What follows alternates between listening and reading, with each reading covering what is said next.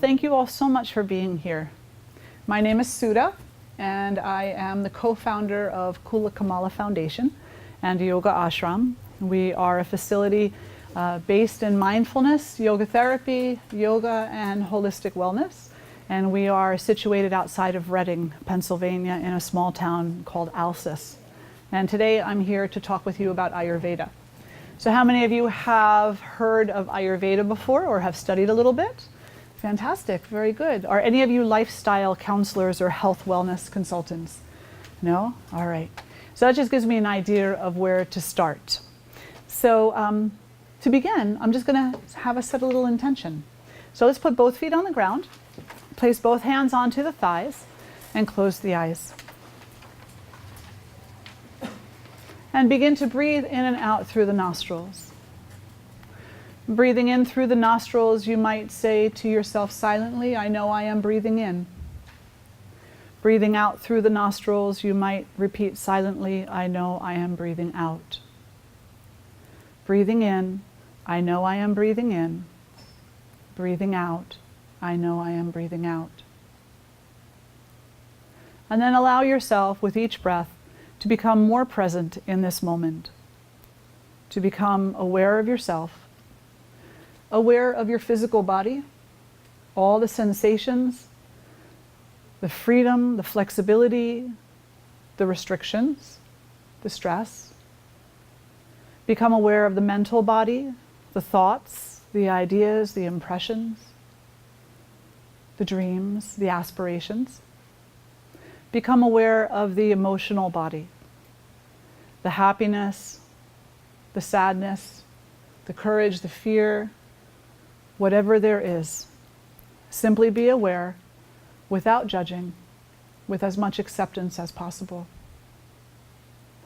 And then set an intention inside of yourself that what we talk about today might hold certain seeds for healing, might hold seeds of knowledge and inspiration that you might call on later, that might support your path and your journey through wellness. Drawing the hands together in front of the heart. Together we'll lift our voices in one beautiful Om. Take a nice breath in.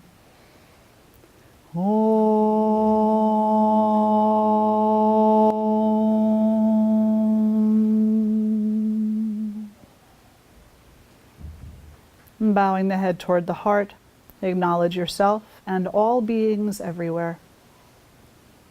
And then drawing the face back to center. Welcome and namaste. Wonderful. So today we are here to speak about Ayurveda. Ed, I'm going to hand those to you, and if you would hand them out, that would be great. The young lady next to you and the gentleman in the back.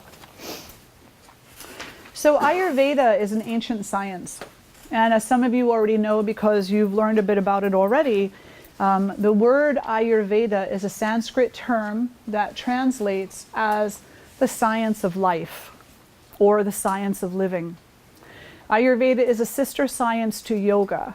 And yoga is both a series of techniques that are meant to bring about a deep sense of inner peace and unity. And it is the result of that also, the unity in and of itself. Ayurveda is the lifestyle organizing principle that helps to bring about a sense of consistent health, consistent wellness, consistent schedule, so that you can practice more yoga, as in the techniques, so that you can experience more yoga, as in self-awareness and self-enlightenment, coming to know yourself. So Ayurveda is a very ancient practice, potentially thousands of years old, and in the midst of the tradition thousands of years ago, the great teachers understood that humans faced a dilemma, and this dilemma is universal. We all experience it. It's called suffering. Every human being alive suffers. It's universal. The other thing that's universal is the potential for healing. Every human being has this potential inherent inside of themselves. And between Ayurveda as an organizing principle for wellness and yoga as a spiritual practice for awareness, that potential can be reached. But before we go into the slightly more esoteric part of it, let's talk a little bit about how Ayurveda perceives health. What is the definition of health? So we have a mantra. So say after me, and please say loudly, because the more vibrant the words, the more power they hold. Sama, Sama, dosha, dosha, sama, sama, agnischa, agnisha, sama, sama, dhatu, dhatu, mala, mala, kriyaha, kriya, prasana, prasana, atma, atma, indriya, indriya, manaha, manaha, swasta, swasa, iti, iti, abidi, abidi, yate. yate. That is the definition of health in Ayurveda. And it translates as the one who is in good health has the balance within the doshas. So sama means same or balanced. So the doshas are the same, they are balanced. The digestive fire is balanced. The tissues and the eliminatory functions of the body are balanced. The person has a pleasant disposition, and the person has a content and undisturbed mind. That's the definition of health in Ayurveda. So we might think, well, I have probably maybe 70% of that down, 60%, 20%, 90%. But I would pretty much gamble that nobody has 100%. The one thing that we all seem to have is a disturbed mind. We have a mind that is disturbed by distractions, by stress and tension of day-to-day living. And in Ayurveda, it's only when those stressors don't lead the way, it's only when those stressors are in an appropriate place, being responded to appropriately, that the rest of this falls in place and we experience the utmost level of health. So how many of you are stressed out on a day-to-day basis? A little? Medium amount? A whole lot? I think most people nowadays in the West, a lot of stress. We have 24/7 access. We have cell phones that send text messages through and let us know when our Facebook is active. We have jobs that require we work 40, 60, 80 hours a week, and we travel some distance oftentimes to go to those jobs. We have families, we have schedules. We have a lot of day-to-day stress that we might not even realize causes us stress. Modern science says stress is responsible as a foundational principle for 90% of diseases today. Stress is the starting point.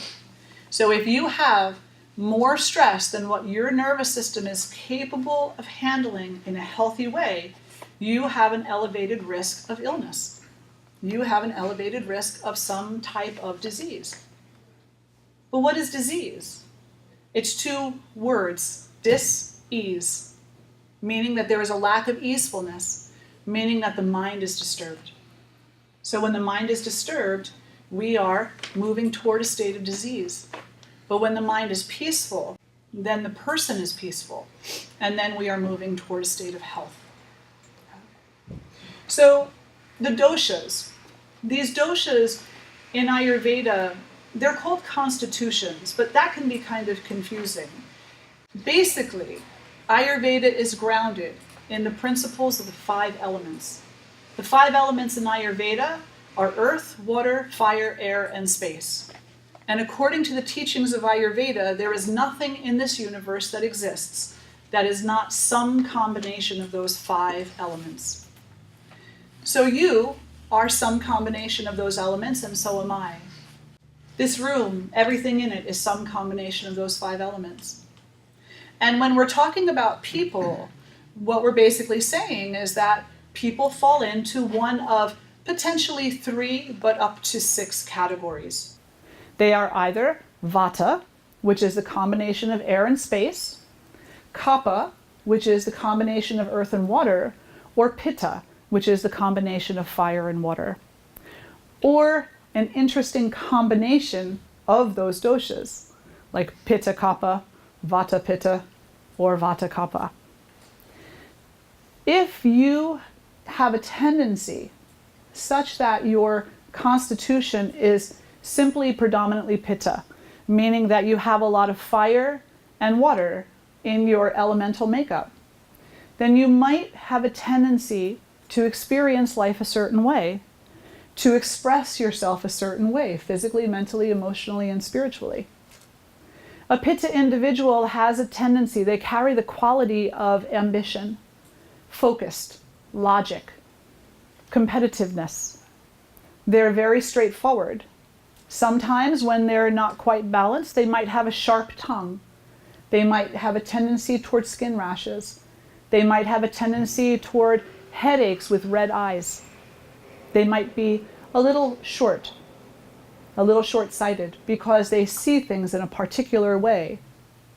When they're balanced, they are your team leaders. They're the ones who see the goal and get it done. They are the ones who have drive and ambition, which can, as we all know, be both healthy or not healthy. When we talk about individuals who have predominantly a kapha constitution, we're talking about earth and water. And so it's a little simplistic, but if you think about the qualities of earth and water when they meet, what do you end up with? You end up with something like mud, which has a tendency to be sticky, has a tendency to be slow, to be heavy, to be full or robust. Now, an individual who has a tendency to have a kapha constitution, their psycho-emotional spiritual tendency will be compassion, love, adoration, and support, because they're strong. They're strong individuals. When they're not balanced, their tendency will be stuck. They get stuck in opinions. They get stuck in resistance. They become stuck in not feeling well, or in the story that they tell themselves or about others. We all do that to some extent, but an individual who has a kapha imbalance will have a tendency to do that more. Vata is a combination of air and space. There is very little fire, there's very little water, and there's very little earth. There's a lot of air and space. And you oftentimes hear people talk about the Vata constitution and relate it to artists, musicians, media artists, individuals who have vast creativity. And bless you. It needs to be true. There you have, exactly. Who have a sense of vast creativity, but who also have a tendency, when they're not balanced, to not know what to do with that creativity. Perhaps they feel a little too spacious, a little too connected to the movement of air. Vata is the only one of the three doshas that's movement oriented. So there's a lot of mobility there. Mobility is one of Vata's qualities. Heat is one of Pitta's qualities. And strength is one of Kapha's qualities. And as you all know, those types of qualities can either be helpful or they can be a hindrance. And so what Ayurveda asks you to do on a day-to-day basis is to take a look at the qualities that you're currently carrying. What is your quality? And there are 20 qualities that Ayurveda talks about. Some of those qualities would be things like heavy, slow, thick, oily, unctuous, clear, solid, stable, mobile. And so if we're feeling ungrounded, then we're feeling like we don't have stability. And there's a beautiful phrase in Ayurveda that says, like increases like, opposites decrease. So if you feel cold, what will you do? You'll put on a jacket to get warm, because warmth is the opposite of cold. If you feel unstable, like there's maybe too much air, then what will you do? Something to ground yourself, something to bring yourself to a greater sense of grounding. If you're feeling stuck, what would you do? You would start to move. Start to get the energy flowing throughout the body. So that phrase, like increases like, opposites decrease, is a very important concept in Ayurveda and a very important concept to health, because what it means is seek balance always. Seek balance always. Allow yourself to have a little bit, but not too much of anything. So not too much chocolate, but don't cut it out either. Not too much coffee, but it's not necessary to cut it out either. Not too much of anything, but it's also not necessary to cut it out either. Because the act of cutting things out completely disturbs the mind, disturbs the untrained mind. And most of our minds tend to be a little untrained, unless we've spent some time reflecting on what our tendencies are. So here in yoga we have this beautiful mantra, Samadosha Sama-agnis cha Samadatu Malakriyaha Prasanna Atma Indriya Manaha Swasta iti abhidhiyate. That health is defined as this balance, as bringing all functionality of the body to an optimal place, functionality of the emotions to an optimal place, functionality of the mind to an optimal place, where there is little to no disturbance. There's clarity in the mind, there's a sense of upliftedness, and that leads us to a sense of spirituality, a sense of connection, a sense of unity. Before I say much more about unity, I always have to talk about digestion, because that's such an important part of Ayurveda. The concept of digestion in the West is overlooked most oftentimes. And so by digestion, what do we mean? Well, we absolutely mean the way that we consume food, the ability of the body to take that food, to process it, to break it down into nutrients and to absorb it. But even as important is the one part that we're not always comfortable talking about, and that's the eliminatory function. So are we able to have bowel movements on a regular basis, or are we constipated? So digestion, both the taking in of food and the breaking down, receiving the nutrients, the ability to absorb and integrate the food, and then the ability to eliminate whatever was not useful in the body. That is of utmost importance in health and wellness in Ayurveda. So much so that we have cleanses throughout the year that address constipation. Physical constipation happens in the intestinal tract initially, or at least that's what we kind of think. But constipation in the intestinal tract is a direct reflection of constipation someplace else in the body. Constipation in the energetic channels, constipation in the nadis, for those of you who are familiar with that terminology, constipation in the flow of the breath, the way we breathe, constipation in our thinking. Are we stuck in a certain thought, in a certain way of living that is not nourishing to us, not allowing us to absorb the goodness around us? Hence, the body becomes constipated, and then the body suffers. And when the body suffers, so do we, and our mind becomes disturbed. Never met a person who was chronically constipated who was happy. Have you? No. No, they're usually a little grumpy, you know. And what are they thinking about? They're constantly thinking about the constipation. And so, not just the constipation in the intestines, but think about it. I'm sure everybody, I know I've experienced it in my life, where I'm kind of stuck in a rut. You know, I'm in maybe a pattern of behavior, and I'm looking for a way to change that behavior. But I'm so stuck in that pattern of behavior that I can't even find a door or a window out. And so I think about it. And because I'm spending so much time and energy thinking about that one thing, I am not thinking about other things that could support an expression of freedom, or health, or wellness, or lack of constipation. So this idea that things get stuck, that stories get stuck, that energy gets stuck, that food gets stuck, tells us that in order to experience health on an optimal level, we need to avoid too much stuckness. Now, what do I mean by avoid too much stuckness? Because there is such a thing as being grounded in a real super healthy way. A day-to-day schedule. In Ayurveda, what we call dinacharya. Wake up at a certain time, eat at a certain time, eliminate at a certain time, practice your spiritual sadhana or your spiritual practice at a certain time of the day, study at a certain time of the day, be active at a certain time during the day, express love consistently throughout the day, go to sleep at a certain time. So being in a schedule, day to day, helps the body. It aligns the internal clock of the body with the intention of wellness and balance.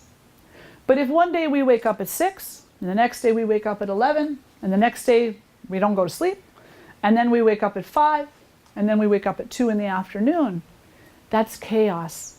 And that chaos will affect the mind will become disturbed, and then a sense of diseasefulness will set in.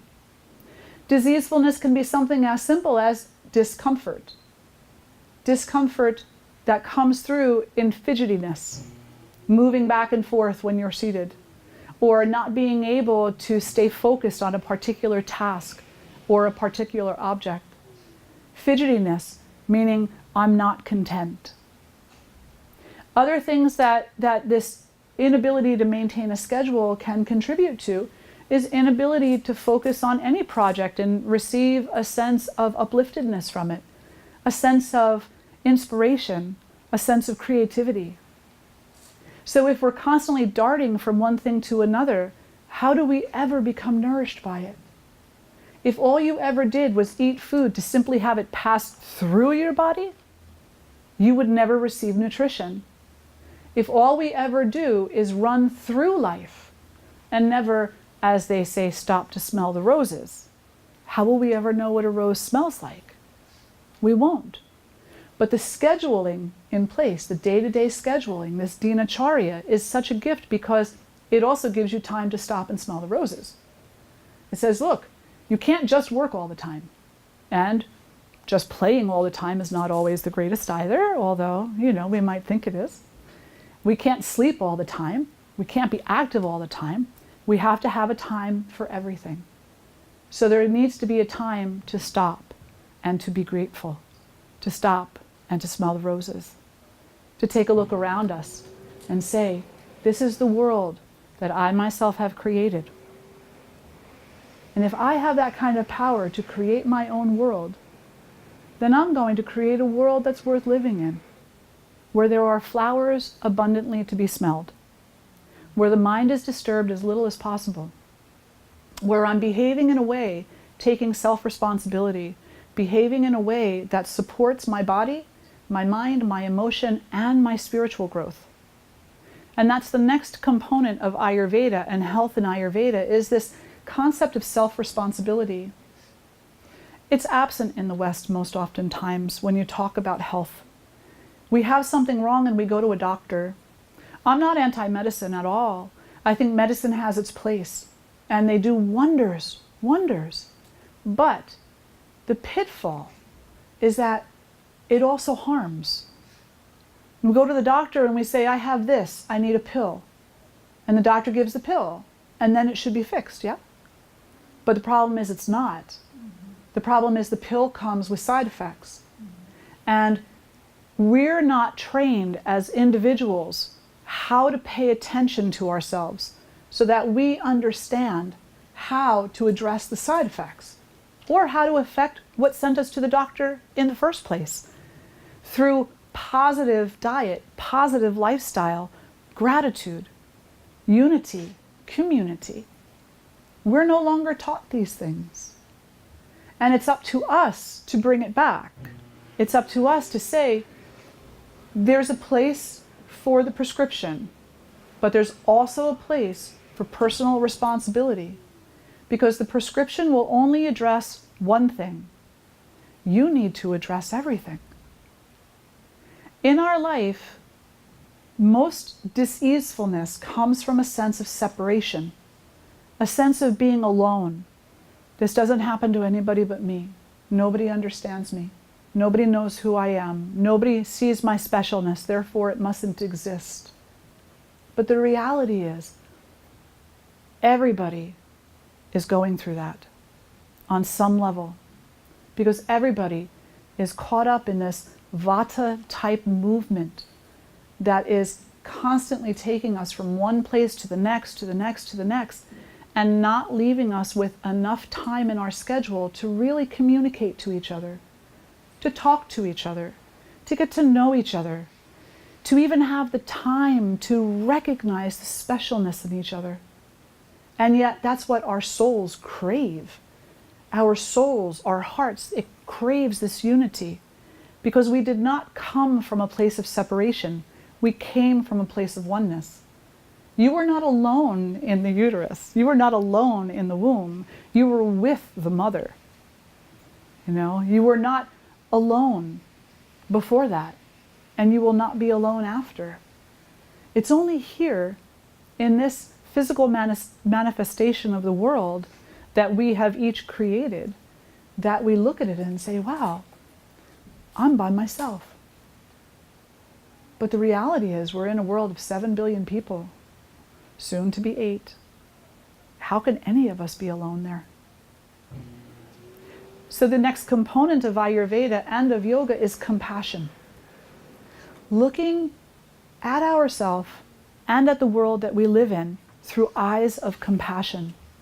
I see you, and I see that you both suffer and you heal, day in and day out. I see you. Not just looking at another person, but also at the self too, in the mirror, looking in your own eyes and saying, I see you. I see that you suffer and that you heal. I'm witnessing your walk. I'm witnessing your journey. And that validation can change lives. At the ashram, we are yoga therapists. We work a lot with mental health organizations and schools. We work a lot with individuals who feel very alone.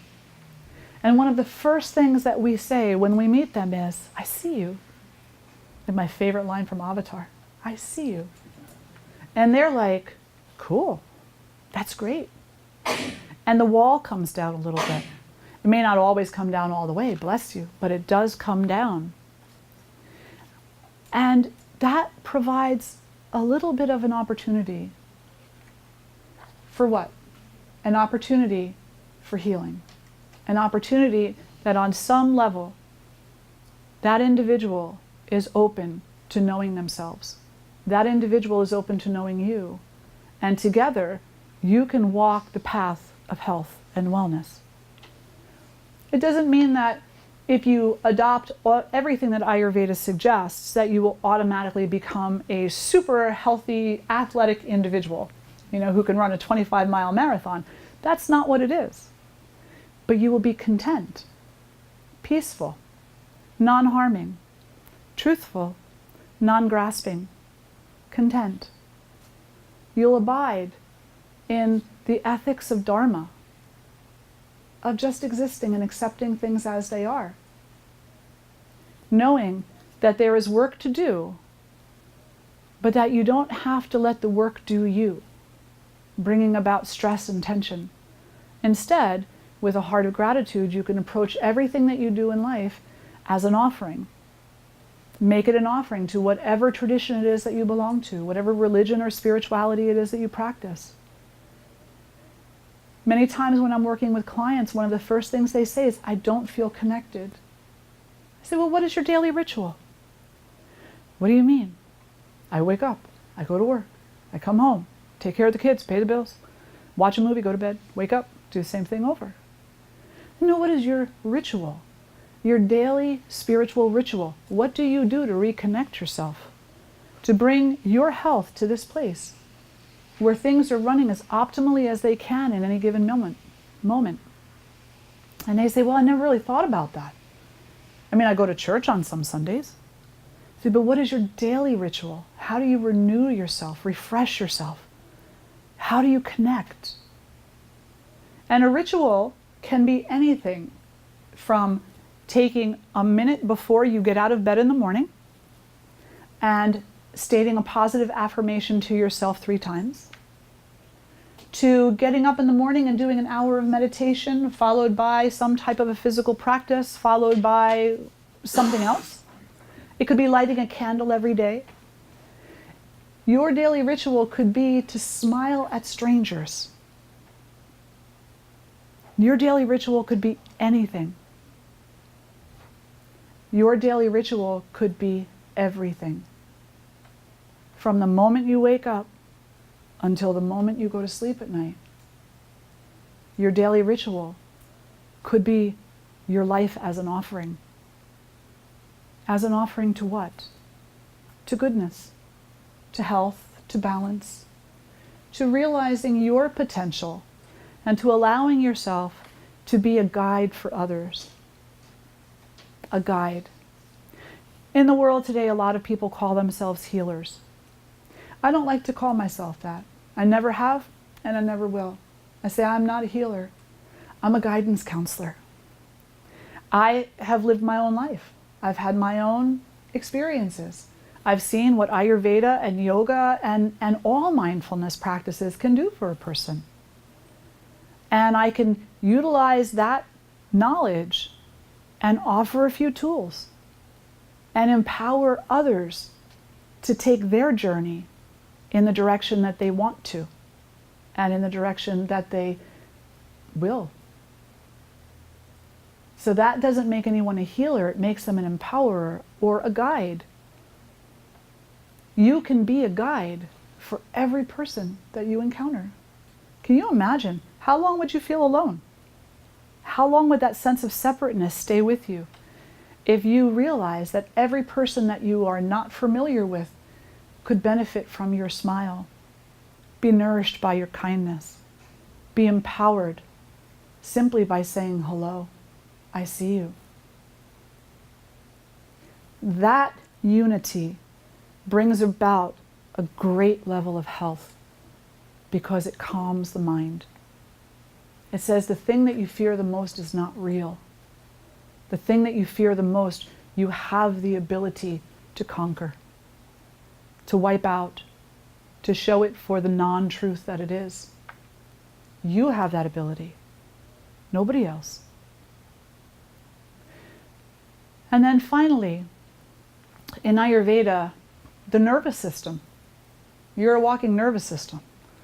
Your nervous system, which is your central nervous system, is your brain, your spinal column, and then your peripheral nervous system, the nerves that innervate your arms, your legs, the rest of your body. And your nervous system has basically two primary functions. The first is that if a tiger walked through that door right now, you'd jump out that window.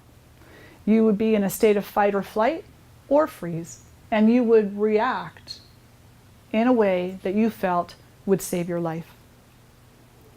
And that's a great thing that the nervous system does to us. It allows us to consider life as precious and to take the measures necessary to preserve it. However, we live again in a world that's 24/7. We don't sleep well, we don't eat well, generally speaking, and even when we do try to eat well, we still can't be sure. We can only do as much as we can do. And so because we are living such fast-paced lives, we are constantly in a state of fight or flight. We're constantly waiting for the next ding on our phone, the next negative comment on Facebook, the next person to, say something that seems out of line, the next unfortunate circumstance somewhere. We're waiting for it. And therefore, we're not relaxed. Even when we go get our massage, we don't really leave relaxed. We leave a little less stressed. But we don't really leave relaxed because we're still waiting. We haven't trained our minds yet to stop waiting for the next bomb to drop. So we live in this state of fight or flight, and the nervous system, which is such a beautiful structure in the body, it becomes overburdened. It has its own state of homeostasis and its own path to bring itself back to balance, homeostasis being balance. But if you over-inundate it with so much stress, balance seems lost eventually. It forgets, it forgets how to draw itself back to that place of health. The second aspect of the nervous system is the relaxation response. And the relaxation response is simply contentment. It's being okay. I'm okay in the moment. It's okay. I know the boss is yelling a little bit. I know that there's a deadline coming up. I know that, there's 10 other things happening and I've got to pick the kids up by 5 o'clock from the soccer field and then make dinner, but it's okay. I'll breathe. I don't have to react. Instead, I can respond. And that relaxation response in the nervous system is what empowers us to have that responsiveness, that that sense of okayness, even in the face of stress, even in the face of animosity, in the face of anything. So the nervous system has this exquisite intelligence where it flips back and forth as it needs to between these two primary functions. And there are others, but they're complicated, so we won't talk about them today. But then it keeps getting turned on so much. It's like you turn your TV to channel 7 so often, your TV forgets it's got a channel 11. So it only goes to channel 7, even when things are okay. So then you come back and you look at this list and you say, well, health is, the last one, a content and undisturbed mind. If the health of the nervous system is not balanced in a homeostatic state, then the mind can't be either. Because it's waiting and planning and scheming and worried. So what do we do about this in Ayurveda? You know, how do we look at the organism, the being, the human, and say there are these three doshas, this Vata, Pitta, and Kapha, and depending upon where we are in any given moment, because they change, you're not always just one thing. You're so delightfully complicated that you're different in every moment, you know? And so how do we stay up with that? How do we keep up with the changes? By consistently scheduling our time for spiritual study, for exercise, for sitting down and eating our meal with gratitude and awareness, for sleep, for whatever our day entails. And then when we feel that things are becoming overburdened, that we step back and breathe. And we say to ourselves, if something needs to change, what would it be? What would bring me to this state of homeostasis yet again? Now, one thing people get a little confused about is they're like, well, I got homeostasis, and then it left. I failed. It's like, no, you don't fail. There's no such thing as failure in yoga. There's no such thing as failure in Ayurveda. There's only experience. And the experience of a human typically is to move in and out of levels of suffering and levels of healing. And you're so complicated, like an onion with many, many levels, that you can be healing on one level and suffering on another in the very same moment. It all depends upon where your focus is. So I often will do a meditation with individuals who say, you know, they feel like they're very much stuck in their pain body. And we talk through the pain body until they find a place in their body that's not suffering.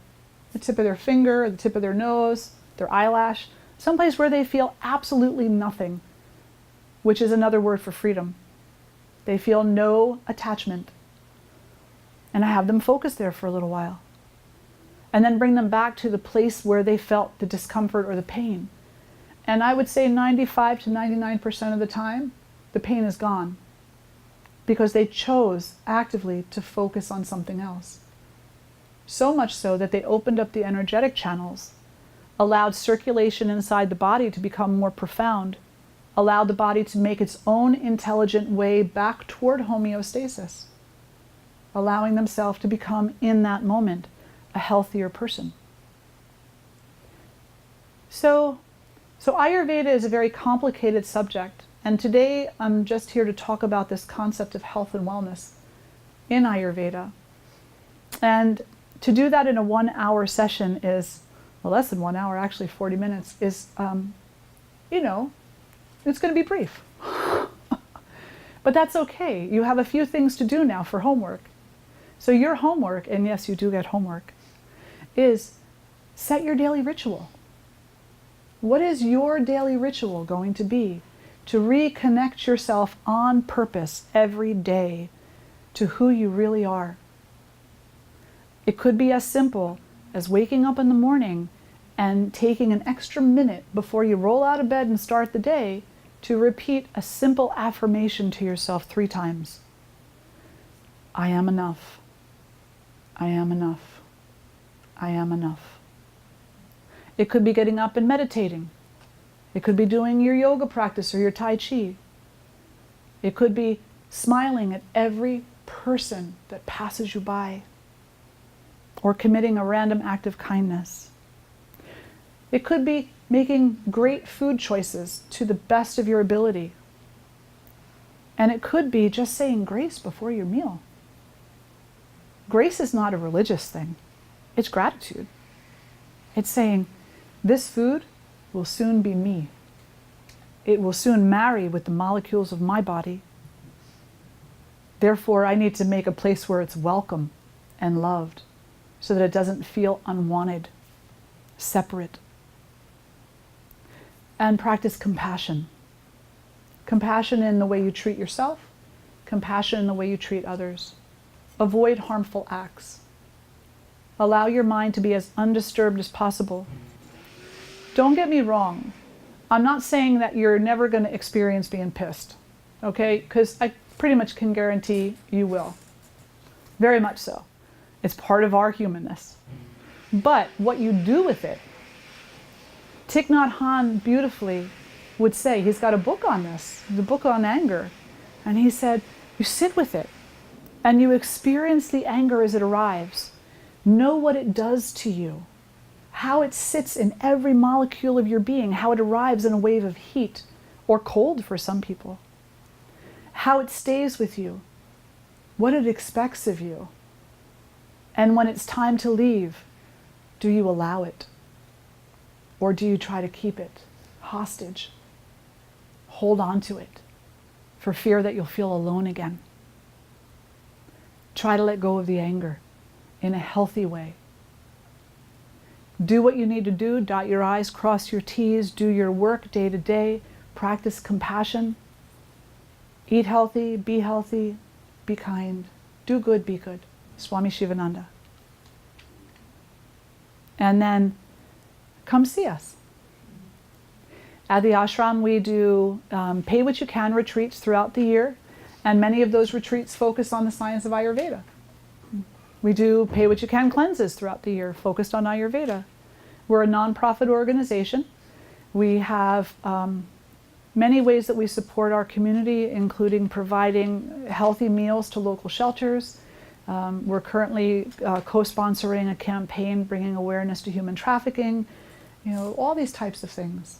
And we would love your involvement, whether it's coming to the ashram and being involved there, or in your community. You do it. It's up to you. You want a different world? Make it. Create it. One person is enough to start. My husband, who's sitting over here on the sidelines, he always likes to talk about the 99 monkeys. Anybody heard of that before? 99 monkeys? So scientists found this really strange phenomenon among baboons in Asia somewhere. And one baboon would pick up a new habit. And then another baboon would see it and he would pick up the habit. And if that new habit, that new behavior was beneficial enough, it would keep spreading. And typically when it got to the 100th monkey, spontaneously it would spread throughout the community. So you and I, we're the first monkey.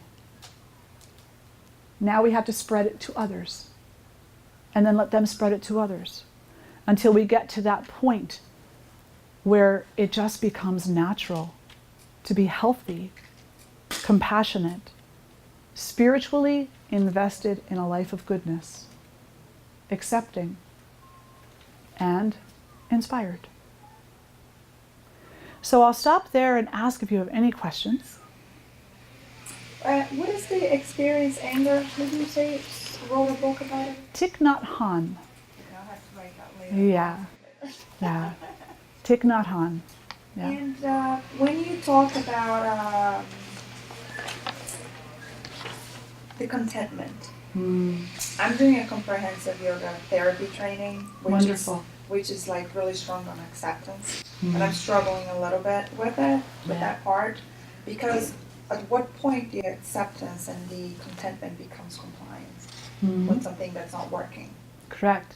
You know? It's not about, it's a great, great question. It really is such a great question.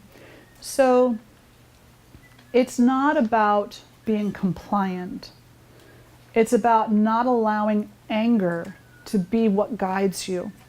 Because if you're guided by anger, odds are you will end up committing an act out of harm. But if you see something that is incorrect or inappropriate, and you acknowledge its inappropriateness, then you have an opportunity to touch hearts and to start the spread of proper information. In yoga, it's very clear, and in some of the writings in Ayurveda, it's just as clear. They talk about right association and wrong association. Right association is when you are in like-minded company. It's very easy for us all in this room. Let's say we knew each other for 10 years, you know, and we chant together regularly, and we pray together regularly, and we practice together regularly. It's very easy for us in this room to be together regularly and to uphold those principles. But then somebody else comes in, and they come in and they're smoking a cigarette and drinking some whiskey and cursing and telling everybody what a waste of time this is. And, you know, it's out there, right? And then the two choices that we have, maybe three, are one, we can see them as antithetical to our path in life and kick them out, which would be harmful. Two, we can see them as scary, something to be afraid of, and therefore we will say yes, even though we don't agree with them. That's also not healthy. And three, we can treat them with kindness anyway, because we know that that is the only thing that heals, is when we're compassionate. We don't need to agree with them. We don't need to adopt their stance. We don't need to give in or to be compliant. We don't need to argue. We say, this is the way that you see it, but the way you see things will change tomorrow as surely as the way that I see some things will change tomorrow. And I have a lot of students who ask that question, and I say, well, you know, one of the dilemmas of being human is that we always think we have the answer. So when I was a teenager, I was very much an independent. I was like, I will never be a Republican, I will never be a Democrat, I will never be anything but an independent, period. All these politicians. Then when I was around 18, I was a Democrat. Then when I was in my mid-20s, I was Green Party. Then when I was in my late 20s, I was Libertarian. Only to make my way through these things, because it was the principle at hand that I was looking at, you know? So the underlying principle that I was after was the principle of human goodness and human wellness, and how a governmental system could address that, no matter what you call it. But we all do change. And a person who walks in that door, who has anger, just like we have anger, and who has confusion, just like we have confusion, they will change too, but they won't change if you are angry at them. Yes. They will not change if you demand it of them. Yes. They will only become more rigid. Yes. So instead, you simply choose. This is not the way that I will choose to see things, but I understand that that's your way of seeing it. So be it. And then you dot your I's, you cross your T's, you do your work. None of us gets out of here without doing the work. You got to do the work. Sometimes the work means picking up a protest sign peacefully. Sometimes the work means writing a letter to an editor. Sometimes the work means holding, community gatherings where people have a place where they can talk openly and freely without judgment. Sometimes the work includes sitting in meditation quietly and facing your own anger and fear about why exactly does that make me so uncomfortable. And then that's what you do. You become content through knowledge, content through wisdom, content through knowing yourself so well that you can allow him to come to know himself in time too, or her, or them. Yeah. Can I add a little something or ask Please. a little something connected to that? Sure. A person who feels the other person is wronged, it's hard for them to get past that point. Correct. So how would you give them advice? They're hurting. They say, well, it's not fair that they get to do whatever they want. And I'm encouraging this person to just like, well, take care of your own space. Take care of, let this transform into your own. Yeah.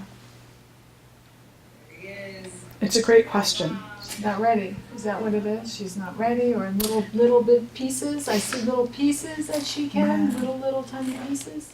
The phrase that they're not ready is really interesting, because it leads to kind of a, well, I'm here and you're here mentality. You're not ready yet. It's not your time yet. Maybe it's never going to be their time. Maybe that's not the issue they're meant to deal with in this lifetime. So instead, I had a student who came to me one time, and she was having a dilemma about a program that she really wanted to start, but she had no resources to start it. And this other person had heard what she was trying to do and got funding and was able to start this very similar program, and she was so angry. So this person is so vain, this person is this, that. I said, well, if you slow down for a moment and try to move out of your anger, is it possible that you were the vehicle for the idea and not the coordinator of it? Is it possible that that could have been your role? Is it possible that what's holding you back is not the fact that this person went and got money to do this, but that you see money as your own limitation, and that now you're carrying a belief that you can't do it without money? Could it be that your dharma in this life is to learn how to live within the ethic of the universe, how to be a support in the universe without judging or blaming? And maybe the support that you're supposed to provide is something other than what you think it is. These are all possibilities. And which one is right, which one is wrong, I couldn't say. But at least if they can start to think about that a little bit. And it's a long conversation. There's a lot more that I could totally say to that. But the one thing that she walked away from the conversation with was, we all have karma. Karma is a form of resolution. It's not a payback system. It means that we all commit actions.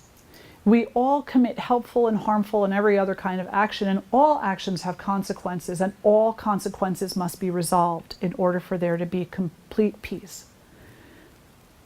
Maybe the consequence for one person is to be less attached to money, realizing that they can make a difference in this world anyway, just by making a difference in themselves.